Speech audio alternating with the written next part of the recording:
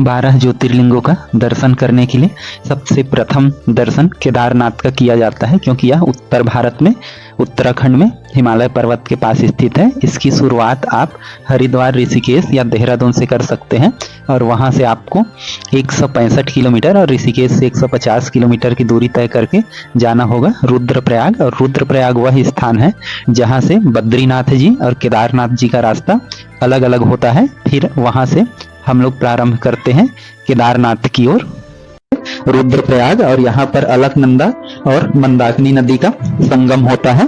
और फिर हम लोग वहां यहाँ से चलेंगे प्राइवेट टैक्सी से मंदाकिनी नदी के किनारे किनारे पैरालेल, जो केदारनाथ बाबा तक हमको ले जाएगा। ये चौराबाड़ी ग्लेशियर केदारनाथ से ही निकला है, तो यहाँ से हम लोग चलेंगे।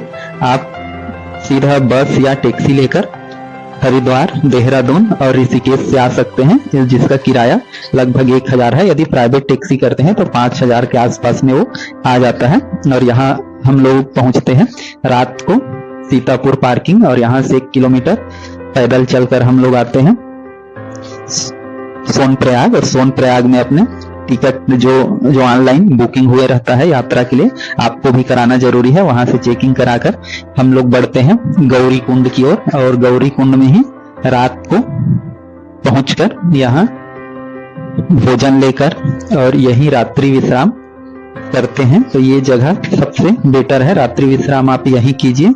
और यहाँ से फिर आप लंगर ये में खाना खा सकते हैं या फिर भोजनालय में रेस्ट हाउस में लेकर, और यहाँ से फिर सुबह उठकर हम लोग चलते हैं केदारनाथ ट्रेकिंग पर। और यहाँ सभी चीज का रेट लिखा हुआ है, घोड़े, खच्चर, पालकी। और ये तप्त कुंड का स्थान है जो कुछ दिन पहले हुआ करता था, लेकिन आज उसका हाल आप देख सकते हैं। ये मंदाकिनी नदी का रौद्र रूप जो सारे मलबा से ये पूरी तरीके से बंद हो गया है। ये लेफ्ट साइड में जेंट्स नहाते थे, राइट साइड में महिलाएं, लेकिन आज ये पूरी तरीके से मलबों में तब्दील हो गया है। अब अगले साल कहीं ये बने। फिर हम दर्शन करते हैं माँ गौरा देवी का, और माँ गौरा देवी का दर्शन करके ही माँ बाबा केदारनाथ यात्रा की ट्रेकिंग की शुरुआत करते हैं। और चलते हैं हम लोग ट्रेकिंग पर। और यहाँ पर आप घोड़े, खच्चर, पालकी ले सकते हैं। यदि घोड़े पर जाते हैं तो उसका जो एक तरफ का जाने का किराया है वो लगभग 3000 रुपया, और वापसी का लगभग है 2200, 3200 ऐसे करके दोनों साइड का 5400 रुपए। और यदि आप पालकी जाते हैं तो उसमें आपको 6 से 10,000 रुपए का पड़ेगा। तो यहाँ से शुरुआत होता है, देख सकते हैं पहाड़ियों के बीच और बगल में बहता हुआ माँ मंदाकिनी, ये केदार बाबा का गेट। और यहाँ आपको जगह जगह ऐसे करके झरने आपको दिखाई देंगे, जहां से आपको सावधानी पूर्वक चलना होगा। आप घोड़े पर भी जा सकते हैं, लेकिन यहाँ पर थोड़ा फिटनेस की आपको आवश्यकता होता है, रास्ते फिसलन भरा होता है, तो थोड़ा सावधानी पूर्वक। और ये जो केन है वो आपको लेना जरूरी है। और यहाँ से झरने रास्ते में है, और अभी बरसात का मौसम, यहाँ कभी भी मौसम खराब हो भी सकता है, तो यहाँ पर आपको थोड़ा सा ध्यान पूर्वक चलना है। यहाँ से देखिए केदारनाथ 14 किलोमीटर लिखा हुआ है। ये खूबसूरत पहाड़ियां जो बर्फ से ढकी हुई है, वहीं से माँ मंदाकिनी नदी का उद्गम हुआ है ग्लेशियर से ही, चौराबासा के ग्लेशियर से। और यहाँ देखिए लंबी कतारें, और केदारनाथ बाबा चारों धामों में सबसे ज्यादा भीड़ होता है यहाँ, क्योंकि ये ऐसी जगह है, ये 4 धामों में से तीसरा धाम है, लेकिन उससे कहीं ज्यादा प्रमुख है। जो भारत के 12 ज्योतिर्लिंग है उसमें से ये हमारा 5वां ज्योतिर्लिंग है। तो और यहाँ पर लोग ज्योतिर्लिंग के रूप में ज्यादा जानते हैं, तो 4 धामों की अपेक्षा ये केदारनाथ में सबसे ज्यादा भीड़ रहता है। श्रद्धालु भी सबसे ज्यादा आते हैं। ये भैरव मंदिर चिरबासा, यहाँ पर ये देख सकते हैं चिरबासा भैरवनाथ का मंदिर, रास्ते में ही इसका दर्शन करते चलते हैं कि चारों धामों में प्रायः ये भैरवनाथ जी मौजूद है, और इनको द्वारपाल माना जाता है चारों धामों का। आगे हम देख सकते हैं रोड कैसा है, झरने बिल्कुल खूबसूरत, रोड पथरीला है। और यहाँ आगे देखिए लोग कैसे चल रहे हैं, पालकी में सवार होके भी यहाँ आए तो अपने साथ जरूर एक अच्छा सा जैकेट रेनकोट और छत्ता जरूर लेकर आएं, क्योंकि यहाँ का मौसम हमेशा बदलते रहता है। ये फर्स्ट पड़ाव है जंगल चट्टी, जो वहां से गौरी कुंड से लगभग 3 से 4 किलोमीटर के आसपास है।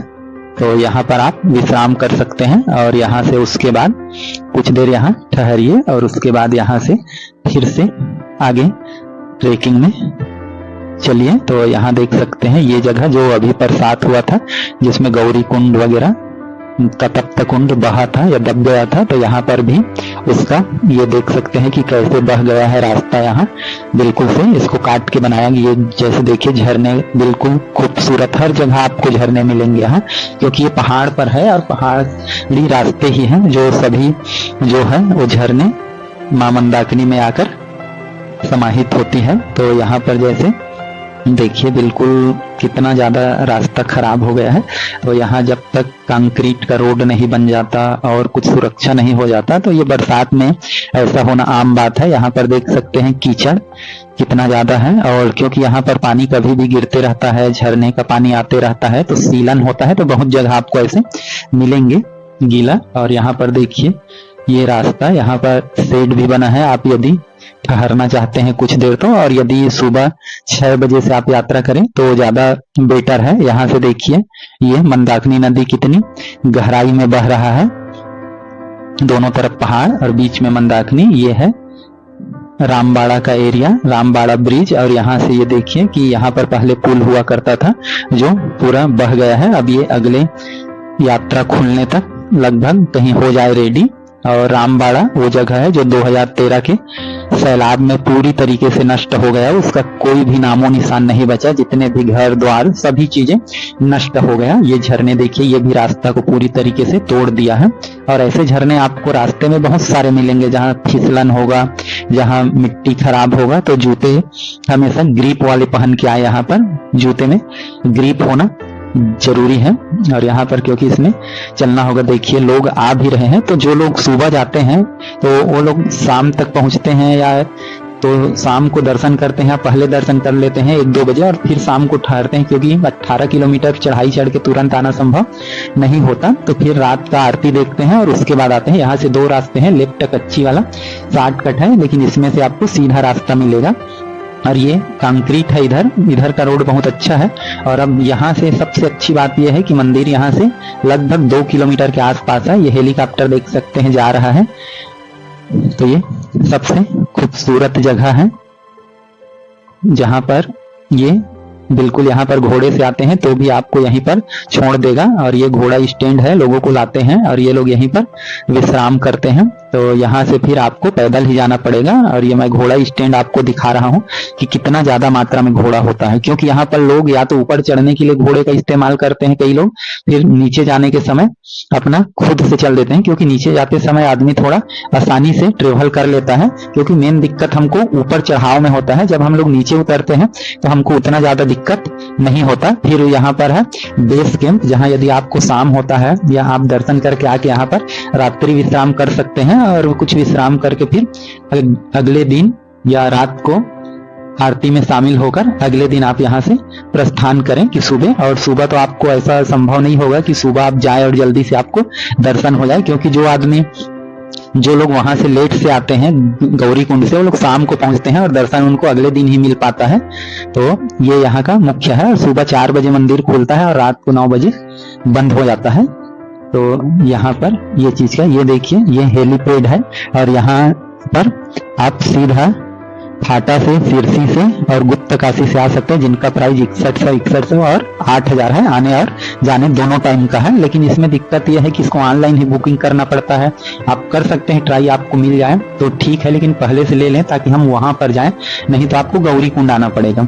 और क्योंकि ये जल्दी टिकट बिक जाता है, बहुत जल्दी, तो लोगों को ऐसा नहीं है कि जो जाना चाहे उनको मिल ही जाएगा। तो यदि आपको मिल जाता है तो आप लकी है समझ लीजिए, और उसी में आइए। हेलीकॉप्टर में वो ज्यादा सहूलियत होता है। लेकिन यदि आप फिट हैं और रास्ते का मजा लेने चाहते हैं तो ट्रेकिंग से होकर भी आ सकते हैं। ट्रेकिंग ज्यादा बेटर है यदि आप फिट है तो। और यहाँ से देखिए मैं दिखा रहा हूँ आपको, ये जो कुछ शेड बना हुआ है, ये जो है ये पैदल मार्ग वाला है। और इसके इस पार जो खाई नुमा दिख रहा है, यहाँ से हेलीकॉप्टर आता और जाता है।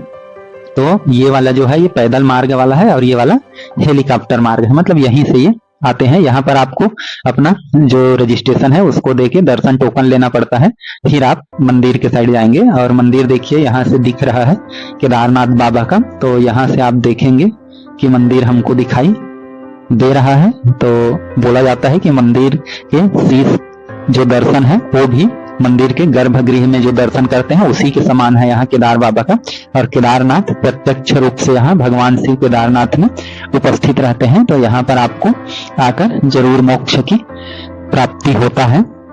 तो यहाँ पर ये देख सकते हैं बिल्कुल कि हम लोग मंदिर प्रांगण में लगभग पहुंचने ही वाले हैं। और यहाँ बिल्कुल मौसम का कभी भी कहा नहीं जा सकता, ठंड बहुत ज्यादा होता है, कब बरसात होने लगे, क्योंकि ये अधिकतर ऊंचाई पर होता है। जय केदार बाबा। यहाँ पर देखिए लोगों का कितनी ज्यादा संख्या में होते हैं लोग यहाँ पर बिल्कुल सुंदर बदली बहुत ज्यादा मात्रा में है।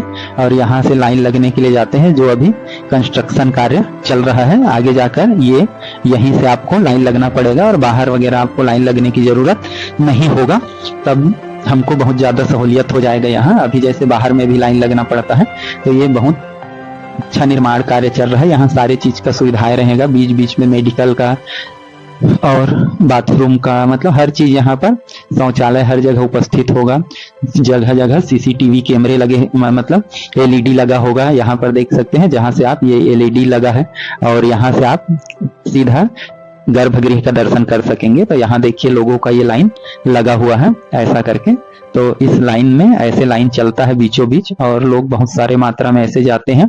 और जो मंदिर के पास आता है तो इस प्रकार से यहाँ लोगों का देखिए कैसे लाइन लगा है। अभी के डेट में लोगों को 4 से 6 घंटे लग रहे हैं, क्योंकि अभी बहुत ज्यादा भीड़ हो जा रहा है। तो इसलिए लोग थोड़ा परेशान भी हो रहे हैं, क्योंकि लाइन में अभी कुछ दिन पहले एक दुखद भी घटना घटा था। तो जय केदार बाबा सबकी मनोकामना को पूर्ण करे। और मंदिर दर्शन करने के बाद नंदी महाराज मुख्य मंदिर, यहाँ से देखिए ये जो है गौ माता से पानी, नंदी महाराज से पानी आ रहा है। और ये गेट भी है, ये गेट वीआईपी गेट है। यहाँ से आप 2100 रुपए का रसीद कटाकर वीआईपी दर्शन कर सकते हैं। बिल्कुल तुरंत हो जाता है, इसमें लाइन वगैरह ज्यादा नहीं होता। तो ये लोग देखिए बहुत कम मात्रा में, मतलब उसकी तुलना में बहुत कम मात्रा में होते हैं। तो यहाँ से आप सीधा 2100 रुपए देकर, मतलब रसीद कटाकर इनका दर्शन कर सकते हैं। लेकिन इसके कारण लोगों को परेशानी भी होता है। ये है भीमशिला। 2013 का जो सैलाब आया था उसमें इसकी मुख्य भूमिका था मंदिर को बचाने में। तो इसको ये ऊपर से जो पानी आया था चिरबासा झील में दरार आने के कारण, तो वहां से बह के आके यहाँ रुका था। देख सकते हैं कितना बड़ा है, विशाल, और दोनों तरफ से पानी को काट दिया था, जिससे मंदिर का जो है कुछ भी क्षति नहीं हुआ और मंदिर बिल्कुल सही सलामत बचा। जबकि मंदाकिनी नदी अपने रास्ते में आने वाले हर एक चीज को तहस नहस कर दिया। यहाँ से फिर मंदिर का ये चारों तरफ का एरिया देखिए कितना सुंदर, पत्थरों को तराश के बनाया गया है ये प्राचीन मंदिर, जो 8वीं-9वीं शताब्दी में। और ऐसा माना जाता है कि इस मंदिर का निर्माण पांडव जन्मेजय ने किया था, जिसका जीर्णोद्धार 8वीं-9वीं शताब्दी में कराया गया था आदि आचार्य शंकराचार्य जी ने। और ये शंकराचार्य जी का जस्ट वहीं ऊपर में ये समाधि स्थल है, मठ है, समझिए ये कि यहाँ पर ये शंकराचार्य जी का है। और ये मंदाकिनी नदी जो चिरबासा ग्लेशियर से निकलता है और ये यहीं पर बहता है। और आगे 1 किलोमीटर की ऊंचाई पर ही भैरवनाथ मंदिर है, जहां से आप पूरे केदारनाथ का दर्शन कर सकते हैं। जब ऐसा माना जाता है कि जब शीतकाल में केदारनाथ धाम बंद होता है, तब भैरवनाथ ही यहाँ का रक्षा करते हैं। और शीतकाल में केदारनाथ जी को ऊखी मठ में ले जाया जाता है और 6 माह तक वहीं पूजा किया। ये देखिए बिल्कुल घाटी, शाम को भोलेनाथ की ये आरती होता है, जो 7 बजे और सुबह 4 बजे भी आरती होता है। तो आरती का ये समय है, इसमें आप उपस्थित होकर अपने आप को धन्य कीजिए। तो जरूर इसमें आपको शामिल होना चाहिए। प्रायः लोग शामिल होते हैं, तभी यहाँ का भीड़ देख सकते हैं कि इस समय कितनी अधिक मात्रा में होते हैं श्रद्धालु। तो जो कोई भी आता है प्रायः, क्योंकि एक दिन तुरंत तो वापस नहीं जा सकता, तो जो विश्राम करता है प्रायः ये देख सकते हैं लोगों का हुजम कितना ज्यादा भीड़ होता है। तो हर कोई आरती में जरूर शामिल होता है। केदारनाथ बाबा आपकी मनोकामना पूर्ण करें। जय केदार।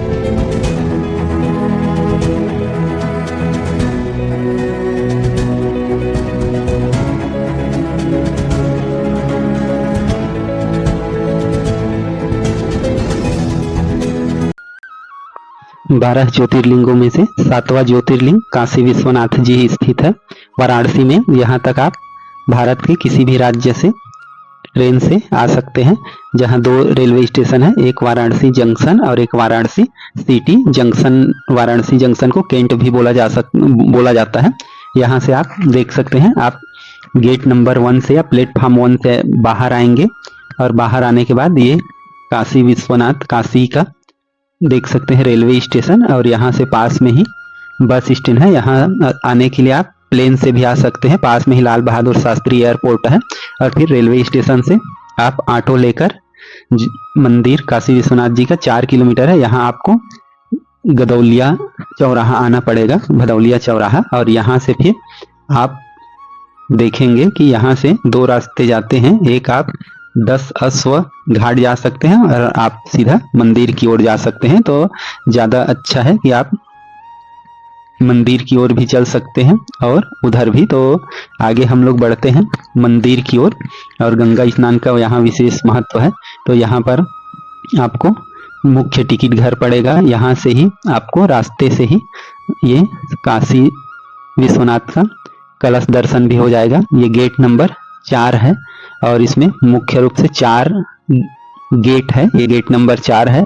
गेट नंबर 1, 2, 3, 4 और एक है पीछे गंगा तरफ से गेट नंबर 1 ही, जिसे गंगा द्वार भी बोला जाता है, जो गंगा नदी से पास में है। गंगा माँ से हम वहां से स्नान करके आते हैं।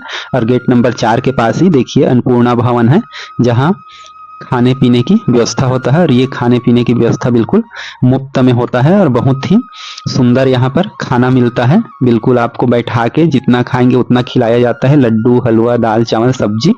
फिर आप वहां से खाना वगैरह खा के फिर आ सकते हैं मंदिर परिसर की ओर, या मंदिर परिसर से वहां जा सकते हैं। अब यहाँ से हम जैसे आगे बढ़ते हैं तो यहाँ पर हमको देखिए मिलेगा मणि कड़ी का द्वार। यहाँ लिखा हुआ है ये गंगा माँ अपने मगर में सवार। और फिर हम लोग आगे और जाते हैं तो यहाँ पर आपको मिलेगा गेट नंबर 3। और यहाँ पर आपको एक चीज का याद रखना है, जो यहाँ पर गेट है, गेट नंबर 2, 3 और 4, ये छोटे छोटे टिकट काउंटर बने हुए हैं, जहाँ से आप कई चीजों का टिकट ले सकते हैं। दुर्लभ दर्शन केंद्र भी है यहाँ, सुगम आरती का, दर्शन का, ये सब का। ये गेट नंबर 3 है। तो यहाँ से भी आप अंदर जा सकते हैं, लेकिन कोई भी गेट से आप गेट नंबर 1 के अलावा जिस भी गेट से आप अंदर जाएंगे, आपको उसी गेट के पास ही आपको अपना सामान जमा करना पड़ेगा। वहां पर लाकर है, आपको फ्री में सुविधा मिलेगा। वहां कोई भी चीज का दिक्कत नहीं है, ना तो कोई चीज का मूल्य लिया जाता, आपको अपना सामान वहां पर जमा करना होता है।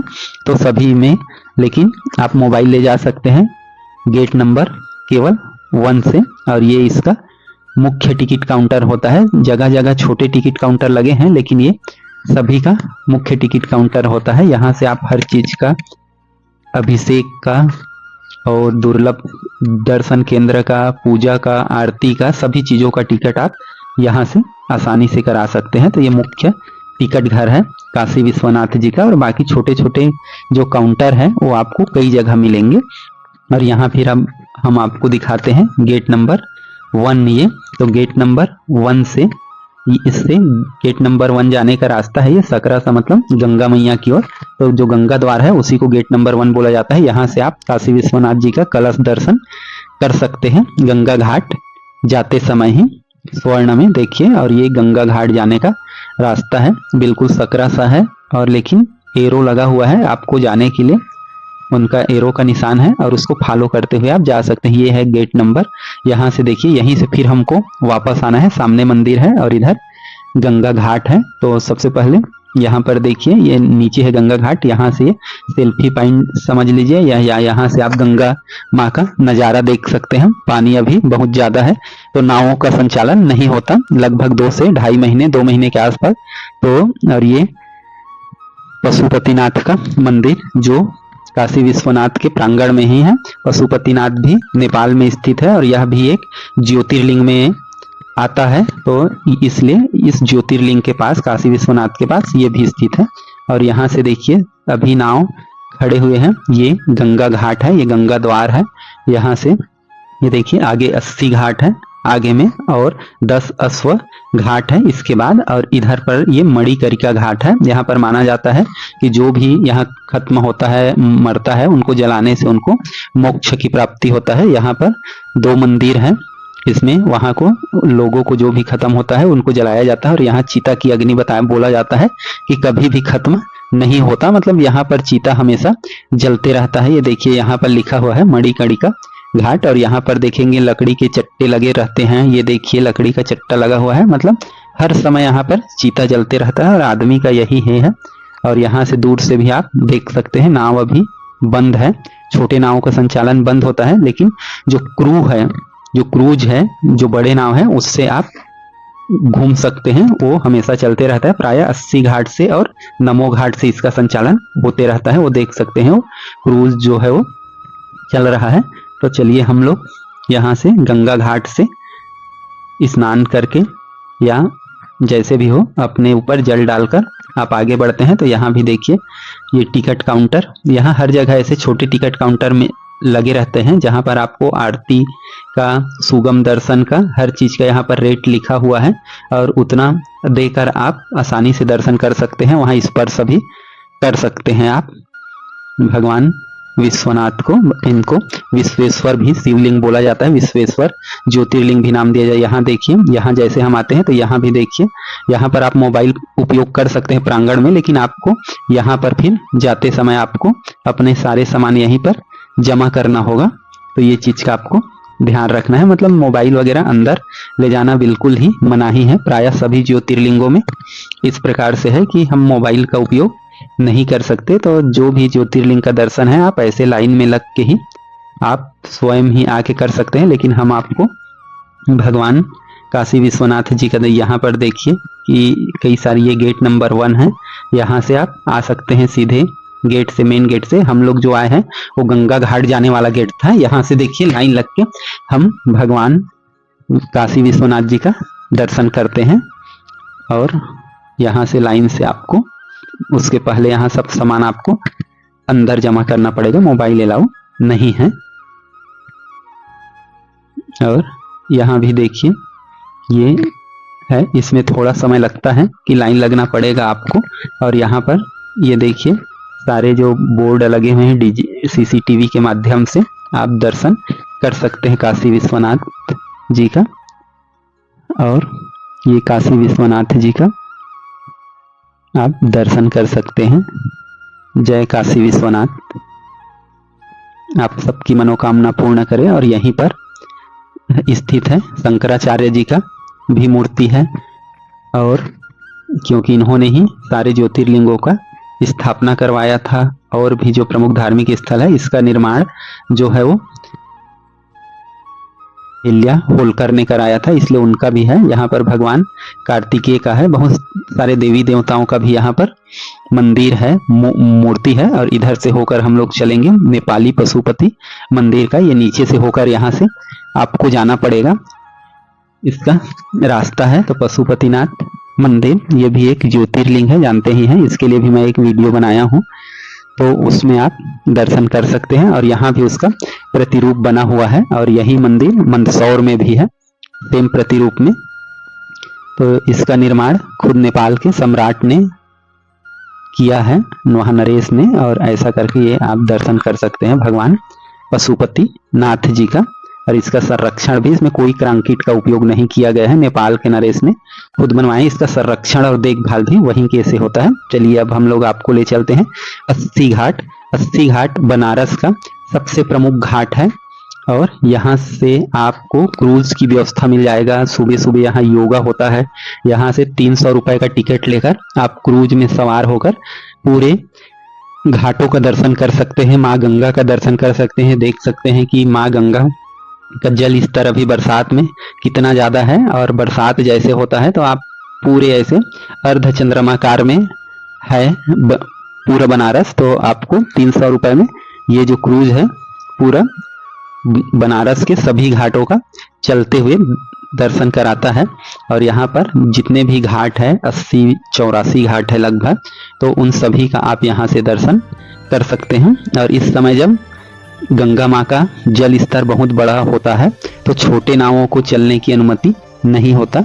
लगभग 2 से 2.5 माह या 2 माह जब तक जल का स्तर बहुत अधिक होता है तो वो नहीं चलते।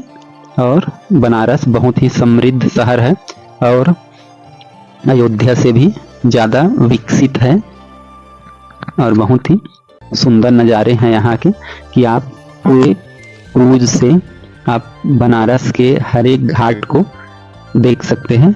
ये सुंदर बिल्कुल नज़ारे आप हर घाट का बिल्कुल आसानी से देख सकते हैं। और एक क्रूज है नमो घाट से भी चलता है, तो नमो घाट से भी इसकी सुविधा है क्योंकि प्रायः ये दोनों छोरों में जो घाट है वहाँ से चलता है, तो एक छोर से दूसरे छोर तक चलने से क्या होता है कि पूरा हम एक चक्कर लगा के पूरे बनारस का हम दर्शन कर सकते हैं और जितने भी 84 घाट है उन सभी घाटों का भी हम आसानी से दर्शन कर सकते हैं। तो दोनों ही छोरों में ये स्थित है। प्रायः वहाँ पर क्रूज की सुविधा है ताकि यहाँ से वहाँ तक जाने में और फिर से वापसी उसी रास्ते से या घुमा कर लाने से हम लोग माँ गंगा का भी सुंदर नज़ारा देख सकते हैं कि अभी कितना ज़्यादा जल स्तर बढ़ा हुआ है बरसात के कारण, और इस कारण छोटे जो नाव वगैरह है वो बंद होते हैं और जैसे ही जल स्तर कम होगा तो फिर बीच बीच में जो गंगा माँ दिखने लगेगा तो वहाँ पर फिर छोटे नाव चलते हैं। और फिर रात को यदि यहाँ आए हैं तो माँ गंगा का आरती 80 घाट में लोग नाव में बैठकर देखते हैं। ये देखिए बिल्कुल बहुत ही सुंदर नज़ारा माँ गंगा का आरती आप सीधा देख सकते हैं यहाँ। और ये 80 घाट का आरती है तो यहाँ बहुत ही हर घाट में प्रायः माँ गंगा का आरती होता है। तो आप कहीं भी हो किसी भी घाट में वहाँ से माँ गंगा का आरती आप देख सकते हैं। जय माँ गंगा, जय काशी विश्वनाथ।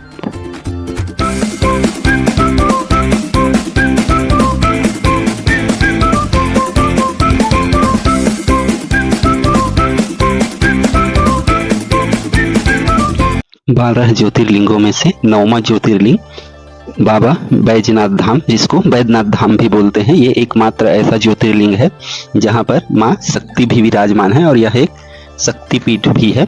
तो मैं आज आप लोगों को बाबा बैजनाथ के बारे में डिटेल जानकारी दूंगा, साथ में आप कैसे दर्शन कर सकते हैं, कैसे यहाँ आ सकते हैं, रुकने की व्यवस्था क्या है, सभी चीज़ों के बारे में। तो चलिए, यहाँ पहुँचने का सबसे आसान साधन है ट्रेन, जो जसडी जंक्शन है, ये मुख्य जंक्शन है। यहाँ से आकर आप बाबा बैजनाथ तक आसानी से पहुँच सकते हैं। इसके अलावा आप मुख्य स्टेशन से भी, जो देवघर है, ये झारखंड में स्थित है, यहाँ भी आप आ सकते हैं। लेकिन जसडी का कनेक्टिविटी ज़्यादा ठीक है, तो आप जहाँ से भी आ सकते हैं। देवघर से यहाँ प्लेन की भी सुविधा है, एयरपोर्ट है और एयरपोर्ट से मंदिर की दूरी मात्र 12 किलोमीटर है, तो यहाँ से भी आप आसानी से आ सकते हैं। तो इसके बाद हम लोग बात करते हैं यहाँ रुकने का व्यवस्था। तो यहाँ जैसे आप पहुँच गए तो जैसे रुकने के लिए टावर चौक चौराहा आपको आना पड़ेगा और यहाँ से बस स्टैंड मंदिर बिल्कुल पास में है। तो यहाँ से आप बिल्कुल आसानी से जैसे कोई भी रूम लेंगे तो यहाँ अच्छे से अच्छे रूम भी मिल सकता है आपको 1000 के आसपास। और यदि आप ऊपर लेंगे तो आपको अपने एबिलिटी के हिसाब से आप जितना एसी रूम वगैरह ले सकते हैं। लेकिन टावर चौक बेस्ट जगह है कि आप वहाँ आइए और स्टे कीजिए। और कई ऐसे धर्मशाला भी है, यदि आपका बजट लो है या कम है तो वहाँ पर आप 300 रुपये पर हेड में भी आप ले सकते हैं। तो चलिए हम लोग फिर चलते हैं बाबा बैजनाथ के दर्शन के लिए। यहाँ भीड़ बहुत ज़्यादा होता है और यहाँ से आप जहाँ भी रुके हैं वहाँ से मात्र 10 रुपये ऑटो करके आप आ सकते हैं। यहाँ देखिए दोनों तरफ बिल्कुल फूलों का और सामानों का लगा हुआ है। यहाँ से फिर आप पुल से ये चढ़ के आप बिल्कुल आसानी से जनरल लाइन से आप बाबा बैजनाथ का दर्शन कर सकते हैं। और ये थोड़ा लंबा लगता है, साथ में यहाँ पर जो पेड है, मतलब एक हिसाब से VIP टिकट या शीघ्र दर्शन बोला जाता है, वहाँ से भी आप 250 रुपये का टिकट कटा के कर सकते हैं। इसमें भी आपको टाइम लगता ही है कुछ ना कुछ, और बाबा दर्शन की आप बैजनाथ का दर्शन कर सकते हैं। इसका केवल शिवलिंग का ऊपरी हिस्सा दिखाई देता है, बाकी हिस्सा पृथ्वी में दब गया है। ऐसा इसलिए हुआ है क्योंकि ऐसा माना जाता है कि जब बाबा बैजनाथ का ये लिंग यहाँ पर रुका था तो रावण ने अपने अंगूठे से इसको नीचे दबा दिया था, इसलिए शिवलिंग का केवल ऊपरी हिस्सा ही हमको दिखाई देता है और बाकी हिस्सा पृथ्वी में नीचे चला गया है, ऐसा मान्यता है। और ये बहुत ही पवित्र शिवलिंगों में से एक है। इसके बारे में मैं आपको आगे बताऊंगा। पहले आप बाबा बैजनाथ की दर्शन कर लीजिए। बाबा बैजनाथ आप सबकी मनोकामना को पूर्ण करें, आपकी जो भी इच्छा हो जरूर पूरा हो। आप भी यहाँ आकर बाबा बैजनाथ का दर्शन आसानी से कर सकते हैं। यहाँ गर्भगृह बस में मोबाइल अलाउ नहीं है, बाकी जगह आप मोबाइल का इस्तेमाल कर सकते हैं और कुछ लोग ले भी जा सकते हैं अंदर। तो यहाँ आप प्रांगण में भी भीड़ देख सकते हैं और कई प्रकार के यहाँ कुछ भी आप पूजा पाठ, मुंडन और कुछ संस्कार यहाँ करवा सकते हैं। और ये देखिए, ये जो धागा है ये महादेव जी है, वो माता पार्वती का गठबंधन किया गया है और यहाँ हर समय भीड़ जो है वो बहुत ज़्यादा होता है। और यहाँ एक बात और, यहाँ पंडे लोग थोड़ा ठीक नहीं है, तो उनसे थोड़ा दान मांगना और कुछ करना तो ये थोड़ा सा अप्राकृतिक है, तो थोड़ा शोभनीय नहीं है, तो उनसे बच के रहिए। और मेरे हिसाब से इनको दान दक्षिणा भी हो सकता है, कमें दीजिए। और ये पवित्र, सबसे पवित्र ज्योतिर्लिंगों में से एक है। ये माता पार्वती है और इधर शिव जी, और यहाँ प्रांगण में बहुत सारे और देवी देवताओं का भी मंदिर है जिनका आप दर्शन कर सकते हैं। मतलब मंदिर प्रांगण में ही बहुत सारे देवी देवताएं हैं चारों तरफ। ऐसा मानना है कि यहाँ लगभग 22 मंदिर है कुल मिला के, तो 22 मंदिर में आप कर सकते हैं। कुछ भी आपको बच्चे का मुंडन करा सकते हैं, हर चीज़ की यहाँ पर पूजा पाठ होता है। यहाँ पर पुलिस प्रशासन उतना नहीं है। यहाँ से कुछ दूर चलने पर, या बाजार है ये, यहाँ पर आप ले सकते हैं। और यहाँ पर कुछ दूर चलने पर है शिव गंगा सरोवर। ऐसा यहाँ पर मान्यता है कि इसमें मंदिर के दर्शन के पहले या बाद आप कर सकते हैं स्नान। इसके बाद चलते हैं हम लोग यहाँ से, आप टैक्सी से वासुकीनाथ मंदिर, ऐसा माना जाता है ये भी मंदिर सेम बाबा बैजनाथ की तरह बना हुआ है और प्रांगण में बहुत सारे मंदिर है। और इसके दर्शन के बाद ही माना जाता है कि बाबा बैजनाथ धाम का जो दर्शन है वो पूर्ण होता है। तो वासुकीनाथ जी आप सबकी मनोकामना को जरूर पूर्ण करें। आप भी यहाँ आ सकते हैं। इसके बाद यहाँ से दूसरी जगह त्रिकूट पर्वत चलते हैं। यहाँ से कुछ सीढ़ियाँ ऊपर चलने के बाद हम लोग देखेंगे कि कई सारे यहाँ देवी देवताओं का यहाँ भी ये छोटा सा पर्वत है। और यहाँ हर जगह जाएंगे तो ये जो दिख रहा है गठबंधन शिव जी और माता पार्वती का, ये हर एक जगह है। ये पहाड़ के ऊपर है, यहाँ बंदर है और शिलाएं हैं बहुत सारे। और इसके बाद आगे यहाँ से तपोवन जा सकते हैं, पास में ही है। तो तपोवन का खासियत ये है कि यहाँ से आपको 100 सीढ़ी के आसपास ऊपर चढ़ने के बाद यहाँ पर गुफाओं में बहुत सारे देवी देवताओं का मंदिर है, मूर्ति है।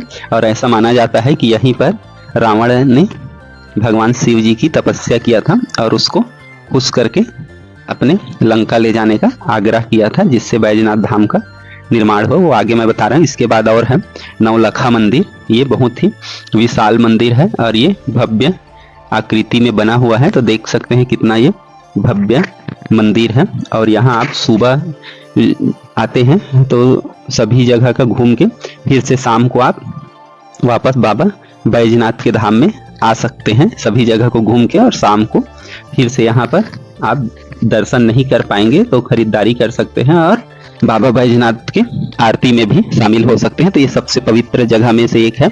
ऐसा इसका माना जाता है कि जब रावण ने तपोवन में तपस्या किया, भगवान शिव को जब अपना सिर चढ़ाने लगा, 9 बार चढ़ा दिया, तो 10वें बार में भगवान शिव प्रकट हुए और उनके सभी सिर उनको वापस कर दिए। और सब रावण ने उनको अपने जगह ले चलने के लिए अनुरोध किया, लेकिन सर ये तो शिव जी मान गए और ये शर्त रखा कि जहां पर आप इसको रखोगे मैं वहीं पर विराजमान हो जाऊंगा। और जैसे आ रहे थे यहाँ पर और है ये त्रिशूल जो है वो त्रिशूल नहीं लगा होता, इसमें पंचशूल लगा होता है। ये चीज है कि माता पार्वती के भी मंदिर में और शिव जी के भी मंदिर में। तो यहाँ पर उसको लघु शंका लगी और एक दूसरे आदमी को पकड़ाने के कारण जब वह नीचे रख दिया तो महादेव यहीं पर विराजमान हो गए। और ये जो गठबंधन है महाशिवरात्रि को फिर से किया जाता है, कलश को उतारा जाता है। ये सारे गठबंधन खोल के महाशिवरात्रि के दिन ये गठबंधन फिर से लगाया जाता है। तो ये शाम को 7 बजे बाबा बैजनाथ जी का आरती होता है। तो आप यदि एक दिन का स्टे का प्लान बनाते हैं तो शाम को जरूर बाबा बैजनाथ के आरती में शामिल होके अपने आप को धन्य कीजिए। और ये दृश्य आपको बहुत ही संतुष्टि प्रदान करेगा, आपको खुशी प्रदान करेगा कि आप बाबा बैजनाथ धाम की आरती में शामिल हुए। बाबा बैजनाथ धाम आप सबकी मनोकामना पूर्ण करें। जय बाबा बैजनाथ।